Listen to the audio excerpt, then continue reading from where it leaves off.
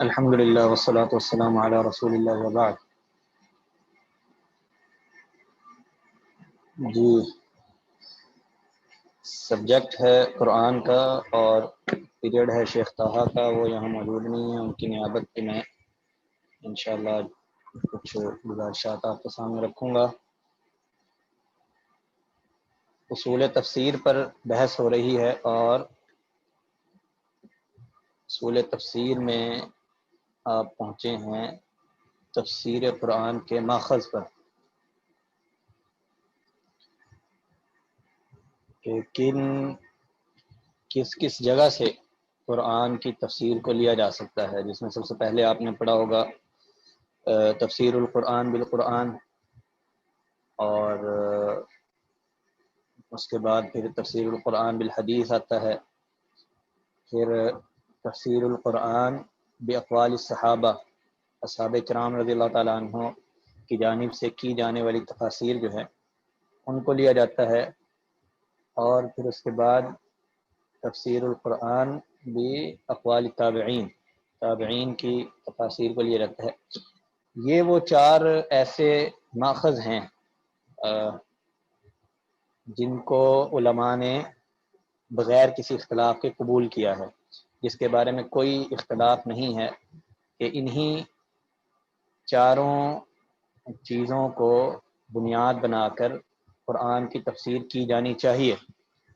اس کے علاوہ بعض علماء نے اسرائیلیات، جو روایتیں تاریخی اعتبار سے قوم اسرائیل کی طرف سے لائی گئی ہیں، بنی اسرائیل جو تھی ان کی طرف سے تاریخی طور پر ہم تک پہنچی ہیں، ان کو لیا جاتا ہے. اور پھر اس کے بعد اس کے علاوہ جو اب ہمارا آج کا جو ٹاپک ہے وہ ہے لغت عرب کے ذریعے تفسیر قرآن کرنا. ویسے تو علماء کے اس حوالے سے، یعنی متقدمین علماء جو ہیں ہمارے، جن میں صحابہ کرام ہیں، ان کے بعد کے علماء تابعین، ان کا لغت کے ذریعے تفسیر کرنے کے حوالے سے جو موقف تھا وہ یہ تھا کہ اگر کسی شخص کو لغت عربی پر عبور نہیں ہے اور وہ عربی لغت کے قواعد کو پہچانتا نہیں ہے تو ایسے شخص کی تفسیر کو قبول نہیں کیا جاتا. ٹھیک ہے، جیسے کہ امام مالک رحمہ اللہ غالباً ان کا فرمانا ہے، اور امام احمد بن حنبل رحمہ اللہ بھی فرمایا کرتے تھے. امام مالک فرماتے ہیں کہ اگر کسی ایسے عالم کو میں پہچانتا ہوں جو تفسیر کرتا ہے اور لغت عرب کو نہیں جانتا تو میں اس کے تفسیر کو نقال بنا دوں گا. نقال کا معنی ہوتا ہے کہ وہ رسی جو کسی جانور کے گلے میں ڈالی جاتی ہے، اس کا کوئی فائدہ نہیں ہے، ٹھیک، یا بے وزن چیز کہ جس کا کوئی وزن نہیں ہے، ایسی تفسیر جس کا کوئی جو قابل قبول نہیں ہے. ٹھیک، کیا دہرانے کا کہہ رہے ہیں بھیا؟ آپ دوبارہ بتا دیں گے؟ ریپیٹ کر دیجیے. کیا ریپیٹ کرنا ہے؟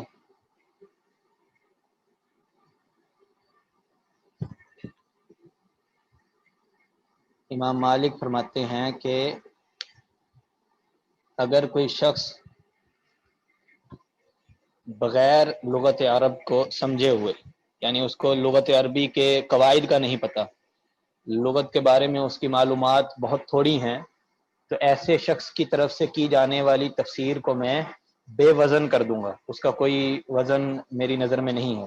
یعنی جو شخص چاہتا ہے کہ وہ تفسیر کرے تو اس کو یہ چاہیے کہ لغت عرب پر اس کو عبور ہو، کیونکہ قرآن جس لغت میں اتارا گیا وہ لغت عربی ہے.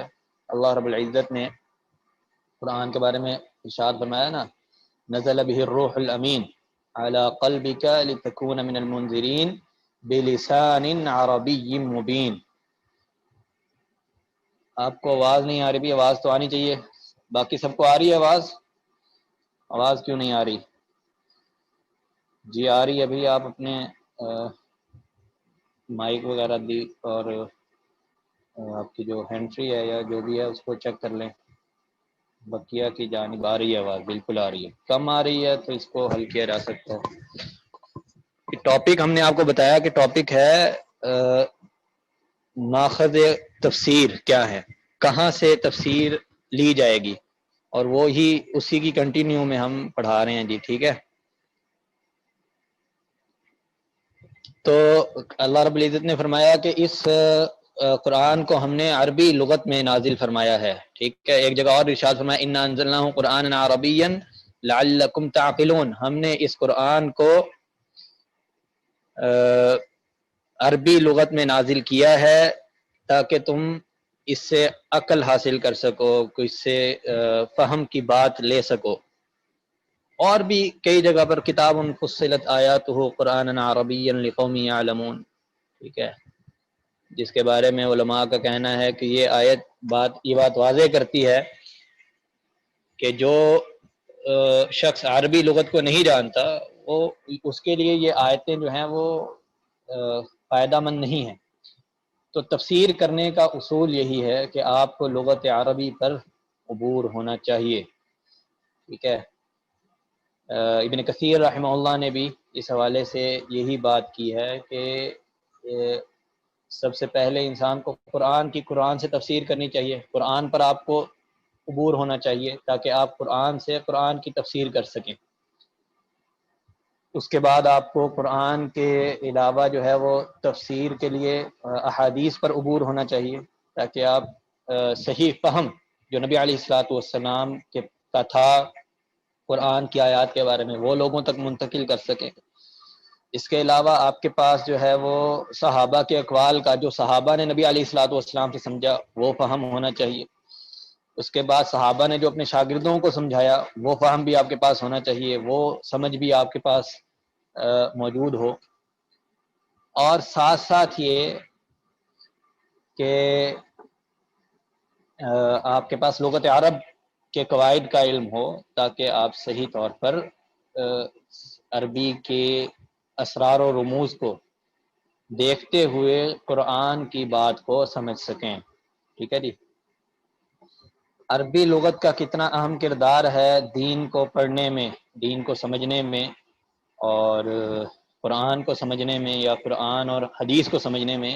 اس حوالے سے بعض علماء کا قول آپ کے سامنے اگر میں نقل کروں تو آپ کی توجہ جو ہے وہ چاہیے. فرماتے ہیں کہ نبی علیہ الصلوۃ والسلام کی ایک حدیث آپ نے سنی ہوگی، فرمایا کہ جو شخص مجھ پر جھوٹی بات ذکر کرتا ہے، مجھ سے منسوب کر کے جھوٹی بات ذکر کرتا ہے تو وہ اپنا ٹھکانہ جہنم بنا لے. بڑی معروف حدیث ہے، من کذب علی متعمدا فلیتبوأ مقعدہ من النار، کہ جس شخص نے مجھ پر جھوٹ باندھا تو وہ اپنا ٹھکانہ جو ہے وہ جہنم قرار دے دے. تو بعض علماء کا اس حدیث کی روشنی میں یہ کہنا ہے کہ جو لوگ لغت عرب کے قواعد کو نہیں پہچانتے ہیں اور وہ نبی علیہ الصلاۃ والسلام کی احادیث کا ترجمہ کرتے ہیں اور اس کی تشریح کرتے ہیں اور وہ اس میں غلطی کر بیٹھتے ہیں تو وہ بھی اسی زمرے میں داخل کیے جاتے ہیں کہ جس شخص نے جان بوجھ کر نبی علیہ الصلاۃ والسلام پر جھوٹ بولا ہو. تو لغت عرب کو سمجھنا، اس کے قواعد کو سمجھنا قرآن کی تفسیر کے لیے بہت ضروری ہے. پیچھے کسی نے میسج کیا تھا کہ اسرائیلیات آپ نے بتا دیا کہ نہیں، مجھے بتایا گیا کہ اسرائیلیات کے حوالے سے آپ لوگوں نے پچھلی کلاس میں پڑھ لیا ہے اور ہمیں آج لغت عرب جو ہے وہ آپ کو اور جو دیگر ماخذ ہیں وہ ذکر کرنے ہیں. پڑھ لیا ہے بھائی پچھلی کلاس میں غالباً اسرائیلیات؟ تو بتا دیجئے. جی پڑھ لی ہیں بھائی. تو آج جو ہے ہم آپ کو لغت عرب کے حوالے سے بتا رہے ہیں. ٹھیک ہے،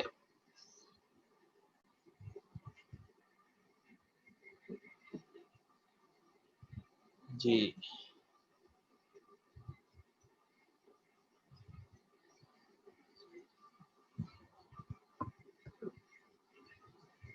لغت عرب یعنی جو عربیوں کی لغت ہے، عربیوں کی جو بول چال ہے اس کے حوالے، جیسے اردو ہے، اردو ایک لینگویج ہے نا جی، اس کے کچھ قواعد ہیں.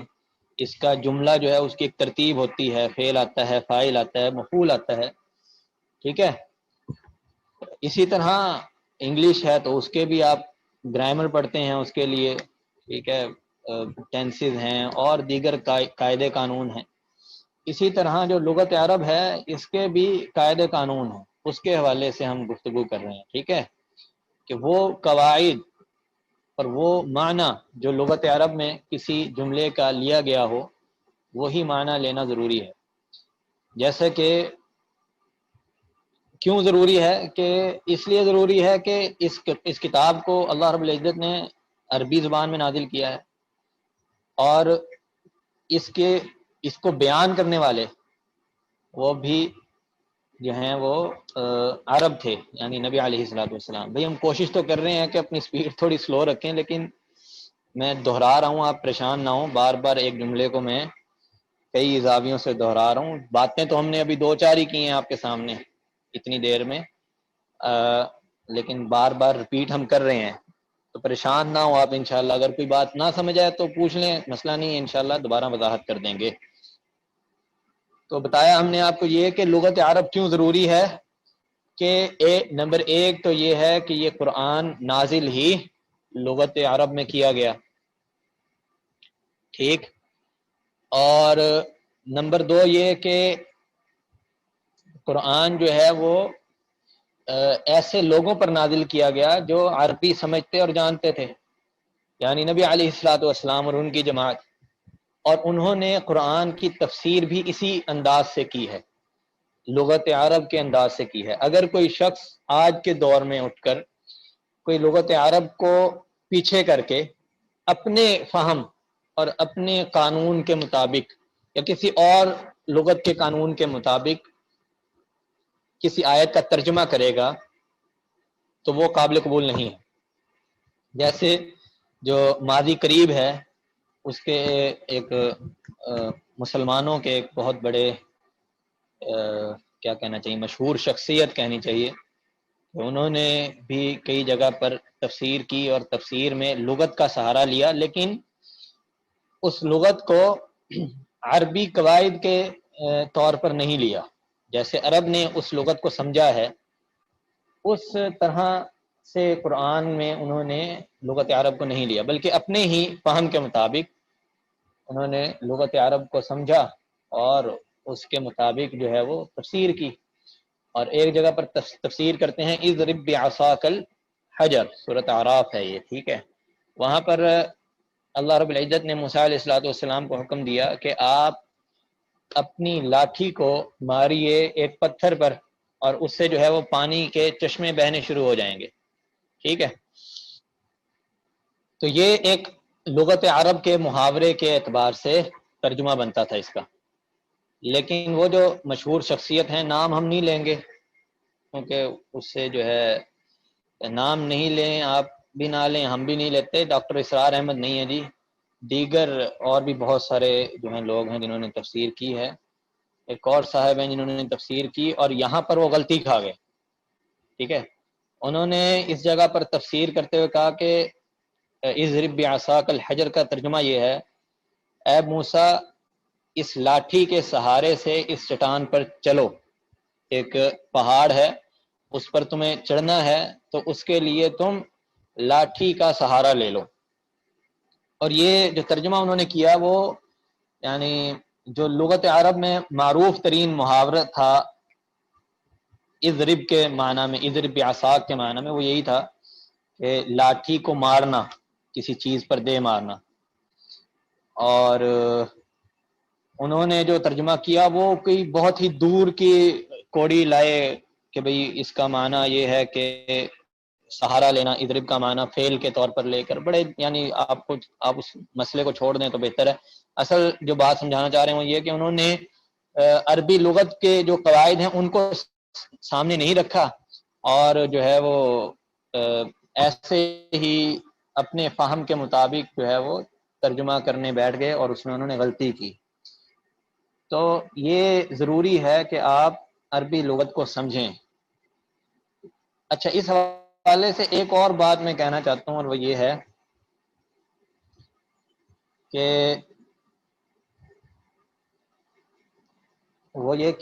جناب یہ بھی ضروری نہیں ہے کہ آپ قرآن پڑھنے کے لیے یا قرآن کو سمجھنے کے لیے آپ کے پاس 12 قسم کے علم ہوں گے تو آپ قرآن کو پڑھیں، ٹھیک ہے؟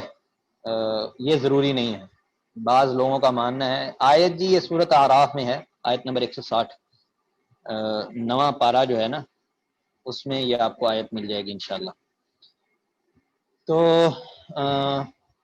یہ ہم بات کر رہے ہیں کہ یہ ضروری نہیں ہے کہ آپ کو قرآن پڑھنے اور سمجھنے کے لیے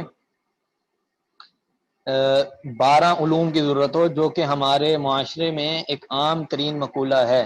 لوگ یہ بات کہتے ہیں، بڑے ڈنکے کی چوٹ پر کہتے ہیں، اور مضبوطی کے ساتھ اس بات پر قائم بھی ہیں کہ جناب آپ نے اگر قرآن کو کھولنا اور پڑھنا ہے تو آپ کو 12 علم آنے چاہیے۔ اس 12 علموں میں نحو ہے، صرف ہے، منطق ہے، اور فارسی اور یہ اور فلاں اور ڈھمکاں، بہت ساری چیزیں وہ ذکر کرتے ہیں۔ ہم یہ مانتے ہیں کہ یہ ضروری نہیں ہے۔ قرآن کو سمجھنے کے لیے، ٹھیک ہے، آپ کو علماء کی امداد کی ضرورت ضرور ہے، ٹھیک ہے، لیکن یہ نہیں ہے کہ آپ بغیر جو ہے وہ ان علوم کے پڑھے جو ہے لے آؤ، یہاں لے آؤ، چائے دے دو مجھے، بغیر علوم ان علوم کے پڑھے جو ہے آپ قرآن کو سمجھ نہیں سکتے ہیں، ٹھیک ہے؟ تو یہ ضروری نہیں ہے۔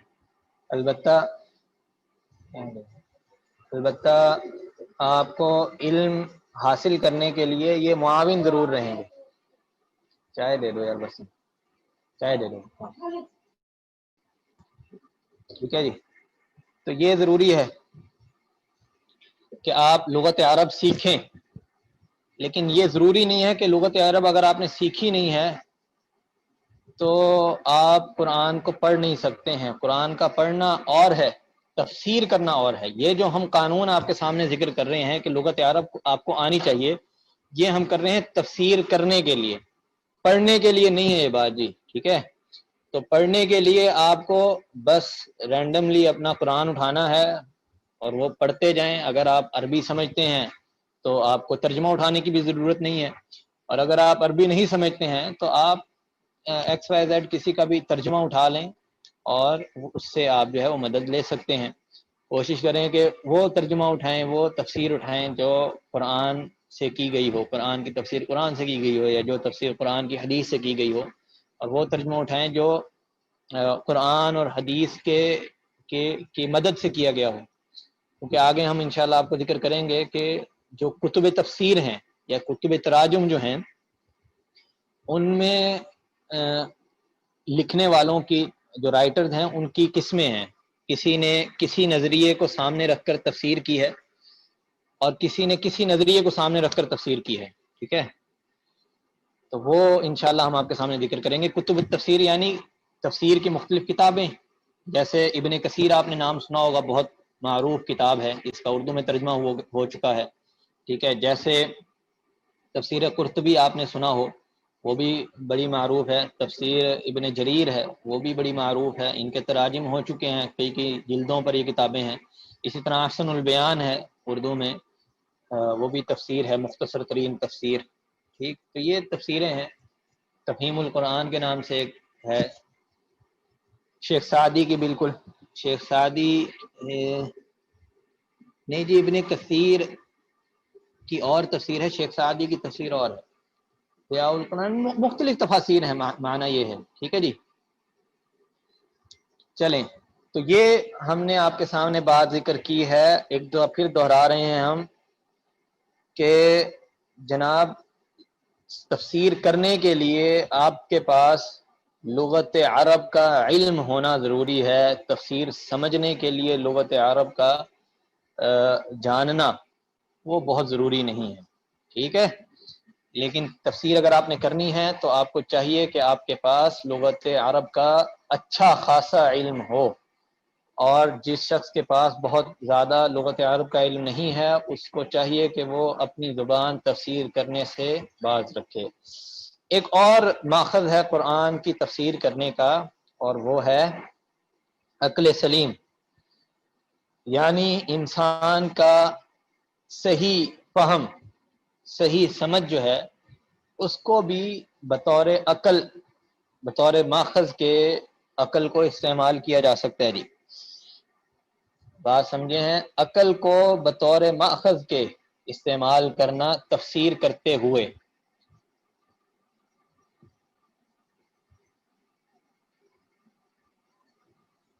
جی یہ نشانیاں جو ہیں تو نشانیاں تو نہیں ہوتی کوئی کسی بھی بات کو صحابہ سے یا نبی صلی اللہ علیہ وسلم سے ثابت کرنے کے لیے، البتہ ایک مستقل علم موجود ہے جس کو علم اصول حدیث کہتے ہیں، وہ آپ پڑھیں گے اگر انشاءاللہ منسلک رہیں گے اس کورس کے ساتھ، تو اگلے سالوں میں آپ اصول حدیث کا علم پڑھیں گے، جس سے آپ کو پتہ لگے گا کہ کیسے حدیث کی اوتھینٹسٹی جو ہے اس کو معلوم کیا جاتا ہے کہ واقعتاً حدیث صحیح ہے یا نہیں ہے، تحقیق کی جاتی ہے حدیث کے بارے میں، اقوال کے بارے میں کہ یہ قول نبی علیہ الصلوۃ والسلام کا ہے یا نہیں ہے۔ چلیں جی، سوال آپ لوگ بہت زیادہ کرتے ہیں، ویسے آپ کو فوکس رکھیں اپنا جو ہم پڑھانا چاہ رہے ہیں اس کی طرف، تو زیادہ بہتر رہے گا تاکہ جلدی جلدی اس کو لیا جا سکے۔ جزاکم اللہ خیر۔ بھائی ہم نے شروع میں بتا دیا تھا کہ پڑھائیں گے وہی، لیکن ہم جو ہیں وہ صرف آپ کو آج نیابتاً پڑھانے آ رہے ہیں، ان کے لیے، ان کی جگہ پر وہ آج موجود نہیں تھے، ان کی جگہ ہمیں پڑھانے کے لیے بھیجا گیا ہے، ٹھیک ہے؟ تو جو آخری یہاں پر ہمارے پاس جو ماخذ ہے تفسیر کرنے کا وہ ہے عقل سلیم۔ عقل معروف ہے، سلیم یعنی جو بیماری سے پاک ہو۔ بیماری کیا ہے؟ عقل کی بیماری کیا ہے؟ عقل کی بیماری جو ہے وہ ایک تو ظاہری بیماری جو سائیکولوجیکل پرابلم ہوتی ہیں وہ ہیں، اور دوسری بیماری ہے عقل کی جو ظاہری طور پر انسان کسی بھی ایسی نشانی کو ظاہر نہیں کرتا جو اس کی سائیکولوجیکل پرابلم کی طرف نشاندہی کرے، لیکن اس کے اقوال اور اس کی باتیں جو ہیں وہ اس کے عقل کے صحیح منہج کے مخالف ہونے کی طرف اشارہ کرتی ہیں، ٹھیک ہے؟ عقل سلیم وہ عقل ہے جو عقل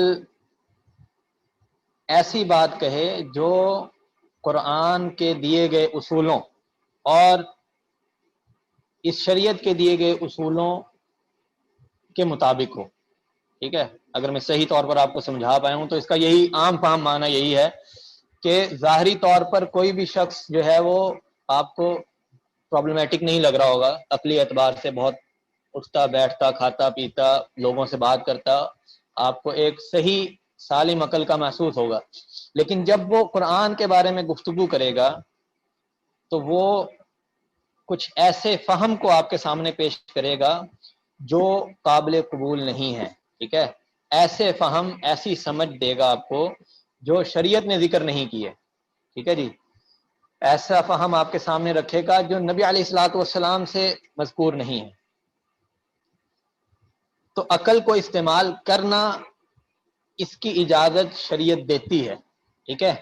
اس کی ہم دلیل آپ کے سامنے رکھیں گے ابھی، لیکن عقل کے لیے بھی عقل سلیم ہونا ضروری ہے، ٹھیک ہے؟ اور دلیل ہمارے پاس کیا ہے کہ قرآن کی تفسیر کرتے ہوئے آپ کی عقل جو ہے وہ بھی موجود ہو اور اس کا بھی استعمال ہو، وہ ہے افلا یتدبرون القرآن ام علی قلوب اقفالها، ٹھیک ہے؟ یا جو عمومی آیتیں ہیں قرآن کے اندر غور و فکر کرنے کی دعوت دیتی ہیں، وہ آیات جو قرآن کے اندر آپ کو غور و فکر کرنے کی دعوت دیتی ہیں، وہ آیت یہی اسی بات کو ثابت کرتی ہیں کہ جب آپ کو تفسیر پڑھنی یا کرنی ہے تو کوشش کریں کہ اپنی عقل کا بھی استعمال کریں، عقل کو کھول کر رکھیں۔ یہ آیت نمبر تو میرے ذہن میں نہیں ہے، البتہ یہ آیت ہے سورۃ محمد کی، سورۃ محمد ہے غالباً، اگر میں غلط نہیں ہوں تو دیکھ کے بتا دیتے ہیں جی، آپ کو ایک منٹ دیجیے گا۔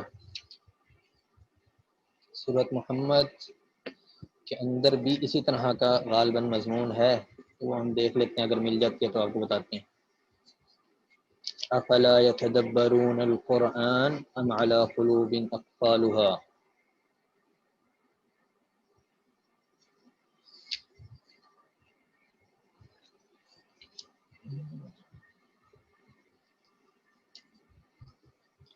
جی، افلا يتدبرون القرآن ام على قلوب اقفالها، 24 نمبر آیت ہے جی، یہ سورۃ محمد کی آیت نمبر 24.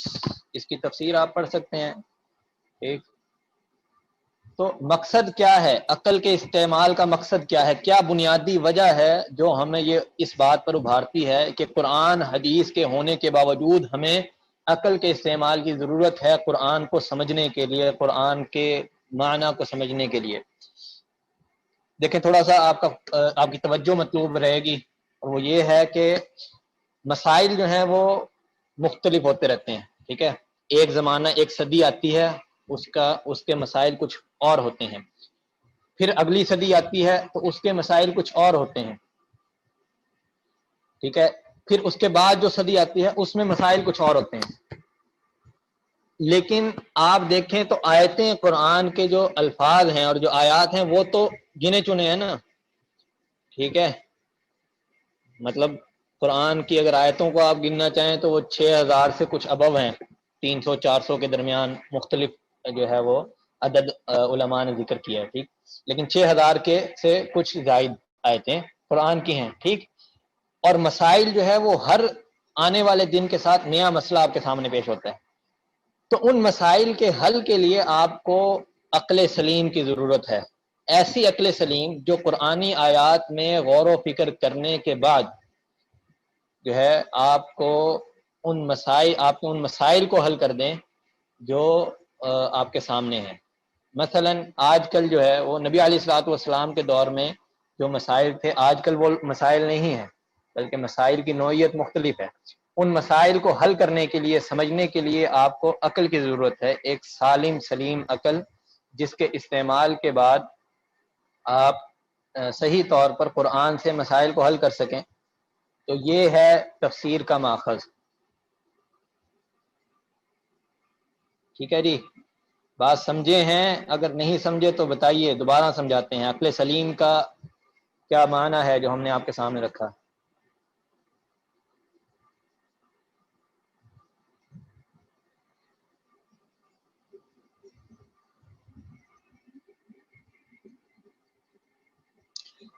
سمجھ نہیں آئی جی؟ ایک بار اور پڑھتے ہیں. عقل سلیم یعنی انسانی عقل کا استعمال. جی بھائی، میں نہیں پڑھاؤں گا، یہ بات پھر میں دہرا رہا ہوں آپ کو. آپ کے ٹیچر آئیں گے اگلے ہفتے انشاءاللہ، وہی آپ کو پڑھائیں گے. میں صرف نیابتاً کلاس لینے آیا ہوں. بھائی کتاب ہمیں نہیں بتائی گئی، ہمیں صرف موضوع بتایا گیا تھا، اور اسی کے حوالے سے ہم آپ کے سامنے معلومات شیئر کر رہے ہیں. کتاب آپ کی اصل میں قرآن ہی ہے، اسی کا ترجمہ انشاءاللہ آپ نے پڑھنا ہے. ٹھیک ہے، تو بات ہم کر رہے ہیں عقل سلیم کے حوالے سے. عقل ایسی جو غلط قسم کے فہم سے پاک ہو. ٹھیک ہے، ایک معنی یہ ہے. عقل سلیم کا کیا معنی ہے جی؟ جو غلط نظریات ہیں، جو غلط مفہوم قرآن کا بیان کیا جاتا ہے، اس سے پاک عقل سلیم بھی قرآن کی تفسیر کا ماخذ ہو سکتا ہے، اس کا ایک منبع اس کو بنایا جا سکتا ہے. اور اس کی مثال ہم نے آپ کے سامنے رکھی کہ جو مسائل ہیں انسانوں کے، وہ ہر آنے والے دن کے ساتھ تبدیل ہوتے رہتے ہیں. ہر روز ایک نیا مسئلہ، جدید مسئلہ آپ کے سامنے پیش ہوتا ہے. جبکہ قرآنی آیات جو ہیں وہ بڑی اسپیسیفائی ہیں، ان کا عدد جو ہے وہ 6000 سے آگے قریب آپ کو نظر آتا ہے. اب آپ کو ہر مسئلہ قرآن سے حل کرنا ہے. فرض کریں آپ کو مسئلہ ایک قرآن میں سے آپ نے حل کرنا ہے، لیکن قرآن میں اس مسئلے کے لیے کوئی خاص آیت موجود نہیں ہے. ٹھیک، تو اس میں اب آپ کے پاس کیا طریقہ ہے کہ آپ اس مسئلے کو حل کر لیں؟ تو قرآن یہ دعوت دیتا ہے، شریعت یہ دعوت دیتی ہے کہ آپ اپنی عقل کو استعمال کر کے صحیح اور پازیٹیو جو آپ کی تھنکنگ ہے اس کو استعمال کر کے، صحیح عقل کو استعمال کر کے آپ اپنے مسئلے کا حل قرآن سے ڈھونڈ سکتے ہیں. اگر پھر بھی نہیں ملتا تو آپ احادیث کی طرف جائیے، وہ آپ کو مسئلے کا حل دیں گے. پھر بھی نہیں ملتا تو صحابہ کی طرف جائیے، وہ وہاں کہیں نہ کہیں آپ کو مسئلے کا حل مل جائے گا. پھر بھی نہ ملے تو علماء سے پوچھیے، انہوں نے کہیں نہ کہیں محنت کی ہوتی ہے، ان کے پاس جوابات ہوتے ہیں. لیکن ایک عام مسلمان کے لیے یہی ہے کہ قرآن میں غور و فکر کرنا، اپنے مسائل کا حل ڈھونڈنا. آپ کو کوئی مسئلہ درپیش ہے تو قرآن اٹھائیے، اس کی آیات میں غور و فکر کیجئے، آپ کے مسئلے کا حل کہیں نہ کہیں آیات میں چھپا ہوگا. یہ ہے عقل سلیم کا استعمال تفسیر کرنے میں. ٹھیک ہے جی. جیسے کیا اب آپ کو کہیں جی، مثال اگر ہم دینا چاہیں. جدید مسائل میں آپ کچھ بھی لے سکتے ہیں بھائی. جیسے آج کل کی جو تجارت ہے وہ بہت مختلف ہے نبی علیہ الصلوۃ والسلام کے دور سے. ٹھیک. اب شریعت نے ہر قسم کی تجارت کے بارے میں تو نہیں بتایا نا کہ یہ جائز ہے، یہ کرنا ٹھیک نہیں ہے، اور یہ کرنا حرام ہے، اس میں دھوکہ ہے، اس میں نہیں ہے. کہ ہر اسپیسیفک بے کے بارے میں، جیسے آن لائن شاپنگ وغیرہ ہے، ٹھیک ہے، ان کے حوالے سے مسائل آ جاتے ہیں. اس دور میں تو نہیں تھے. آج کل جو ہے یہ مسائل ہیں. اب شریعت نے جو قانون ذکر کیے ہیں قرآن میں، اس کو آپ فوکس کیجئے، ان کو پڑھیے. ٹھیک ہے. ان کے ذریعے قرآن کی جو آیتیں ہیں اس کا جو مقصد ہے آیت کا، وہ سمجھنے کے بعد آپ ممکنہ طور پر اس مسئلے کو حل کر سکتے ہیں. یہ ہے عقل سلیم کا استعمال. ٹھیک ہے. آیتوں میں غور و فکر کرنا، ایک آیت سے کئی قسم کے مسائل کو ثابت کرنا اور اپنے مسائل کا حل ڈھونڈنا، یہ ہے عقل سلیم. واللہ عالم میں آپ کو بات سمجھا پائے ہوں یا نہیں، لیکن میرا خیال اتنی شرح کافی ہے. اگر پھر بھی نہیں سمجھے ہیں تو بتائیے، دوبارہ سمجھائیں گے جی.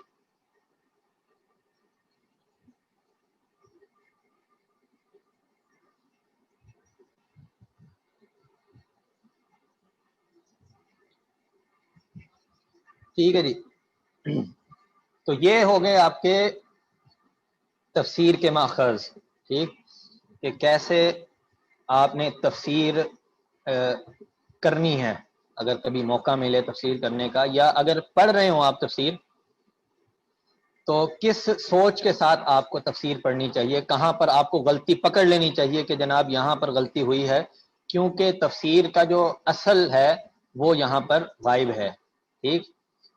آگے جو ہے آخری جو چیپٹر ہم ذکر کرنا چاہتے ہیں وہ ہے، وقت تو کم ہی ہے. کس وقت تک کلاس ہوتی ہے جی؟ میرے پاس یہاں پر 8 بج رہے ہیں.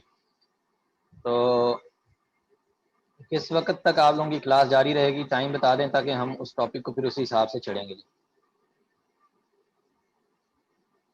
چلیں جی، 8 بجے نیکسٹ کلاس ہے تو ہم یہیں پر ختم کرتے ہیں پھر. بھائی استاد طاہا صاحب جو ہیں وہ مصروف ہیں کچھ، اس لیے وہ نہیں آ سکے. ان کی جگہ ہم نے کلاس لی ہے. اگر کوئی سوال ہے کلاس کے متعلق، جو آپ کو پڑھایا گیا اس کے متعلق، تو آپ پوچھ سکتے ہیں. 1-2 منٹ ہیں. جزاکم اللہ خیر.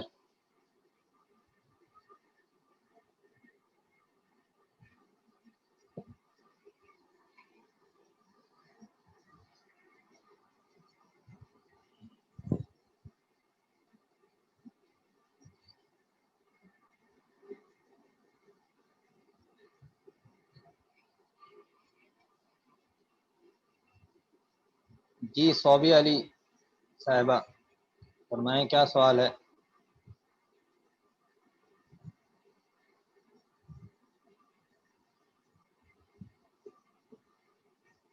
جی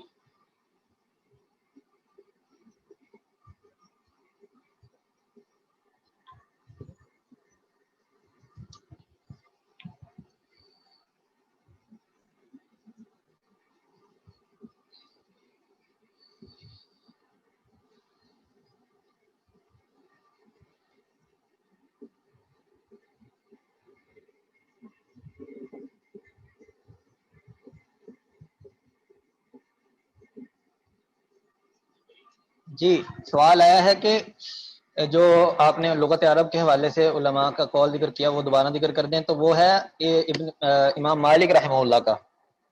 امام مالک رحمہ اللہ کا قول، جس میں وہ فرماتے ہیں کہ اگر کوئی شخص لغت عربی کو جانتا نہیں ہے اس کے قواعد کو نہیں جانتا اور پھر وہ تفسیر کرنے بیٹھ جائے تو میں ایسے شخص کی تفسیر کو بے وزن مانتا ہوں، اس کی تفسیر کی کوئی حیثیت نہیں ہے۔ اسی طرح امام احمد بن حنبل کے حوالے سے ہم نے ذکر کیا کہ وہ بھی ایسی تفسیر جو لغت عرب کے جانے بغیر کی جا رہی ہو، اس کو وہ کہا کرتے تھے کہ ایسا کرنا مکروہ ہے، ناپسندیدہ ہے علماء کے نزدیک، ایسا نہیں کرنا چاہیے۔ جس شخص کو تفسیر کرنی ہے تو اس کو چاہیے کہ وہ پہلے لغت عرب کو پڑھے، ایک چیز۔ دوسرا سوال ہے غالباً، ایک منٹ بھائی دیکھ لیں دوبارہ سوال کیا ہے دوسرا۔